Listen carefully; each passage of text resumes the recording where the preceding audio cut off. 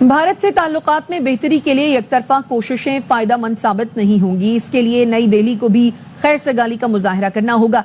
नायब वज़ीर-ए-आज़म इसहाक़ डार कहते हैं पाकिस्तान की सिफारती तन्हाई खत्म हो गई, पड़ोसी मुल्कों से अच्छे ताल्लुकात चाहते हैं। आई थिंक ये वन वे नहीं हो सकता कि हम तो सब कुछ कर दें, तो अगर गुडविल उधर से होगी और हम भी तैयार हैं। On the question of the comments made by the Pakistani Deputy Prime Minister and Foreign Minister, there I would like to refer to Tango. The relevant word T, the relevant T word there is terrorism and not Tango. उनका रुझान है कि पाकिस्तान भारत के ताल्लुकात बेहतर होने चाहिए। कश्मीर का मामला है तो उसको हम पसे पुश डाल सकते हैं, कोई इतनी बड़ी बात नहीं है, लेकिन हमारे तिजारत भी बढ़नी चाहिए, इक़्तिसादी ताल्लुकात भी बढ़ने चाहिए। सर, भारत ये कह रहा है कि जी टेररिज्म के होते हुए हम पाकिस्तान से बात नहीं कर सकते, तो ये कैसे कंट्रोल करेंगे टेररिज्म को? देखिए, टेररिज्म को एक तो उनको बावर कराना पड़ेगा, उनके जो शकूक हैं, शुबहात हैं, उनको ये तो फिर ultimately this is what the called is diplomacy, और उसके ऊपर बेबी स्टेप्स लेने पड़ेंगे आपको। उस सारी स्टेटमेंट की जो वलीद इकबाल साहब ने अभी कही, मतलब कोई सिर पैर ही नहीं है।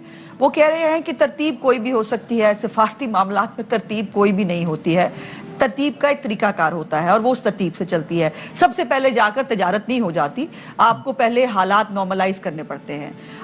कि ये जो आप किस हद तक यकीन रखते हैं कि पाकिस्तान और भारत के दरमियान तजारत जो है वो बहाल होनी चाहिए, और अगर बहाल होनी चाहिए तो वो कौन से फैक्टर्स हैं एज ए सफारत कारी के तौर पर या वजारत खारजा के तौर पर कि जिसको दोनों तरफ से इन चीज़ों को बेहतर करने की ज़रूरत है, और दोनों मुल्कों के क्या ये मफाद? तंगी ने पाकिस्तानी आवाम का जीना मुहाल कर दिया है। ऐसे में अब पाकिस्तान बिलख रहा है, हिंदुस्तान से अच्छे संबंध बनाने की गुहार लगा रहा है, टर्म्स बेहतर करना चाह रहे हैं भारत के साथ, लेकिन इधर दूसरी तरफ तो सुनने को कोई तैयार नहीं है, इधर टीटीपी वाले और अफगानिस्तान में। बेशक इसमें कोई बात, लेकिन देखें, चाहे जिस तरह की भी अदम एतमादी हो, लेकिन आपको विंडो खुली रखनी पड़ेगी, बातचीत तो करनी पड़ेगी आपको, जरूरत, क्योंकि आपकी जरूरत है ये, और मेरे ख्याल में इस वक्त अशद जरूरत है इसकी। चाइना को भी जो प्रोजेक्ट छोड़ के गए हैं उनको भी एतमाद में लेना पड़ेगा। भारत के साथ भी आपको you have to take the baby steps to improve the relationship. तिजारत के लिए खोलना पड़ेगा आपको भारत के साथ, और इसमें आप ही का फायदा है। अफगानिस्तान से भी बात करनी पड़ेगी, क्योंकि you can not afford the disturbance, ये चैलेंजिंग। तो सर, भारत ये कह रहा है कि जी टेररिज्म के होते हुए हम पाकिस्तान से बात नहीं कर सकते, तो ये कैसे कंट्रोल करेंगे टेररिज्म को? देखिए, टेररिज्म को एक तो उनको बावर कराना पड़ेगा, उनके जो शकूक हैं, शुबहात हैं, उनको ये तो फिर ultimately this is what the called is diplomacy, और उसके ऊपर बेबी स्टेप्स लेने पड़ेंगे आपको। और लेकिन कहीं ना कहीं से प्रोसेस तो आपको शुरू करना पड़ेगा। दोनों तरफ से अदम एतमादी है, और माजी के अंदर इस तरह की फिजा बनी, उससे आपको जिस तरह वो कारगिल का हुआ, सारी चीजें, ये सारी चीजें आपको करनी पड़ेंगी दोबारा। लेकिन वो बार बार उनका जो उनकी तरफ जो चैलेंज आ रहा है वो ये नहीं है। उनका चैलेंज ये है कि वो डील करना चाहते हैं सिविल गवर्नमेंट के साथ, वो आर्मी के साथ डील नहीं करना चाहते। लेकिन उनको भी समझना पड़ेगा कि पाकिस्तान का मिजाज क्या है। पाकिस्तान के अंदर एक हाइब्रिड सिस्टम है, कंट्रोल्ड डेमोक्रेसी है, और ताकत का पीछे कंट्रोल किसी और के पास है, स्टीयरिंग व्हील पे कोई और है। उनको भी इस चीज को रियलाइज करना पड़ेगा। तो बहुत से लोगों को समझ आ चुकी है शायद। हाँ, क्योंकि 75 साल से यही हो रहा है। देखिए, मार्शल लॉ पे मार्शल लॉ, अब वो मार्शल लॉ तो इसीलिए नहीं लगाते क्योंकि स्टीयरिंग व्हील ही उनके पास है। मुझे पता है चैलेंजेस बहुत ज्यादा हैं, लेकिन अब जब हम ये कहते हैं कि भाई हमारा जो कंपटीशन इंडिया के साथ है, भाई इंडिया के साथ कंपटीशन करना है, तो फिर सोचें वो किस तरह अमेरिका, जापान, जर्मनी, यूरोप के साथ वो किस तरह उनके ताल्लुकात मजबूत हो गए हैं। वो कोई अमेरिकन ने या यूरोपियंस ने या बाकी ममालिक ने इंडिया को भीख नहीं दी, उन्होंने ऐसे हालात पैदा किए हैं इंडिया ने कि आज दुनिया उनके पास चल चल के आती है। इधर जर्मनी के चांसलर का जहाज अभी इंडिया की हवाओं से निकलता है तो स्पेन के प्रेसिडेंट इंडिया लैंड कर जाते हैं, बिकॉज सबको पता है कि because we have to work. India के साथ आज काम ना किया तो पीछे रह जाएंगे, इंडिया के साथ काम ना किया तो पीछे रह जाएंगे, ये है पोजीशन। तो ये चीजें समझते हैं हम ये तो कहते हैं कि हमें जनाब इकोनॉमिक प्लान चाहिए, ये चाहिए, वो चाहिए।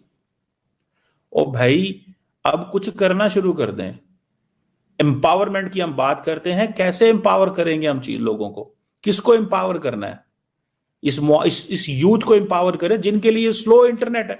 वो बिलावल भुट्टो जरदारी को मैं सुन रहा था, वो कह रहा था ये कैसी शार्क है, ये कैसी मछलियां हैं अरेबियन सी के अंदर या इंटरनेशनल वाटर के अंदर, जो हमेशा पाकिस्तान के अंदर जो केबल्स आती हैं इंटरनेट लेके, उन्हीं केबल्स को खा जाती हैं। ये मछलियों को पाकिस्तान की तरक्की से क्या प्रॉब्लम है? अब बात तो सही है उनकी कि ये हमारा इंटरनेट ही क्यों स्लो होता है, ये कहां से स्लो होता है? पाकिस्तान ने अगर वाकई तरक्की करनी है, और जिस स्पीड से हमारी आबादी 2.5% की रेशो से बढ़ रही है, या 2.6%, खित्ते में सबसे ज्यादा है। ये इतने बच्चे कहां पैदा नहीं होते भाई? एक्सपोर्ट करनी है। हम देखें, सीधी सी बात है, इस मुल्क के अंदर जब तक डिजिटाइजेशन नहीं होगी तब तक चीजें बेहतर नहीं होंगी। पाकिस्तान भारत के ताल्लुकात बेहतर होने चाहिए। कश्मीर का मामला है तो उसको हम पसे पूछ डाल सकते हैं, कोई इतनी बड़ी बात नहीं है, लेकिन हमारे तिजारत भी बढ़नी चाहिए, इक़्तिसादी ताल्लुकात भी बढ़ने चाहिए, बॉलीवुड की फिल्में भी आनी चाहिए ताकि हम महसूस हों, गाने शाने सुने, और बाकी भी काम जो होते हैं हम करें। लेकिन ये है कि 2017 में मैं उस वक्त भारत ही में था, तो मोदी साहब को एक इन्विटेशन आई, अपने नवाज शरीफ साहब उनसे मुलाकात, उस वक्त वज़ीर आज़म थे नवाज शरीफ साहब, तो वो उनसे मुलाकात करना चाहते थे, और कोई मोदी साहब भी बीच में, क्योंकि 2017 में भी हमारे ताल्लुकात मतलब उसमें कुछ जान नहीं थी। 2016 में जो कुछ भी हुआ, पहले पठानकोट हुआ, फिर हमने उसको पकड़ लिया, अभिनंदन को वाक़या उसका हुआ, उसके बाद फिर बुरहान वानी की शहादत हो गई, फिर उरी अटैक हो गया, फिर उसके बाद सार्क समिट कैंसिल हो गई जो नवंबर के महीने में होनी थी। तो काफ़ी टेंशन थी 2016 में। तो इनकी ख्वाहिश थी नवाज शरीफ साहब की और मोदी साहब की, किस तरीके से आइस को ब्रेक किया जाए। तो उसी कॉन्टेक्स्ट में मोदी साहब ने सज्जन जिंदाल को पाकिस्तान भिजवाया। सही। अच्छा, वो मेरे पास आ गए, उनके पासपोर्ट्स, उनके सेक्रेटरी वगैरह लेकर हाई कमीशन आ गए कि जी वीज़े दीजिए। तो मुझे फ़ॉरेन ऑफिस से आया कि जी इनको आप सिर्फ लाहौर, और जाना इस्लामाबाद था, इन्होंने नहीं लाहौर जाना था, लेकिन उन्होंने कहा इस्लामाबाद और लाहौर दोनों के इनको वीज़े दे दीजिए। तो हमने इनको और उनके जो साथी तो दोस्तों, इस बार फिर पाकिस्तान के जो उप प्रधानमंत्री हैं उन्होंने रोना रोया है कि भारत के साथ हमको ट्रेड करनी है और बाकी जो पड़ोसी मुल्क हैं उनके साथ ट्रेड करनी है, लेकिन एक तरफ़ा नहीं हो सकती। तो ये बात सही है, एक तरफ़ा बिल्कुल नहीं होगी। और वैसे भी भारत पाकिस्तान के साथ ट्रेड स्टार्ट भी नहीं करेगा, क्योंकि जो हालात पाकिस्तान ने बनाए हुए थे उस टाइम पे उन्होंने, इमरान खान ने एक उसमें आके रोक दिया कि ट्रेड हम भारत के साथ बंद करते हैं। और जब पाकिस्तान में आटा दाल की कमी हुई, जब इनकी आवाम भूखी मरने लगी और महंगाई बहुत ज़्यादा बढ़ गई, तब इनका रोना धोना स्टार्ट हुआ कि हम वापस से ट्रेड करना चाहते हैं। लेकिन भारत अपनी पॉलिसी पे बिल्कुल क्लियर कट खड़ा हुआ है कि बातचीत और टेररिज्म दोनों एक साथ नहीं होगा। तुम बातचीत करके हमसे सामान भी लोगे, हमसे खाने पीने की चीज़ें भी लोगे, और उसके बाद तुम हमारे देश में आतंकवाद भी करवाओगे, हमारे निर्दोष जवानों को मरवाओगे, पुलवामा और उरी जैसे अटैक करोगे। तो ये दोनों चीज़ें एक साथ नहीं होंगी। सबसे पहले अगर पाकिस्तान को बातचीत करना है तो वो टेररिज्म को रोके, और ये पाकिस्तान रोक नहीं सकता, क्योंकि उसके यहाँ पे जो तंजीमें चल रही हैं वो खुद पाकिस्तान की गवर्नमेंट और फ़ौज पे भारी हैं। तो पाकिस्तान के बस की बात नहीं है। पाकिस्तान ऐसे ही भूखा मरता रहेगा और अपने लोगों को जो है वो झूठ का चूरा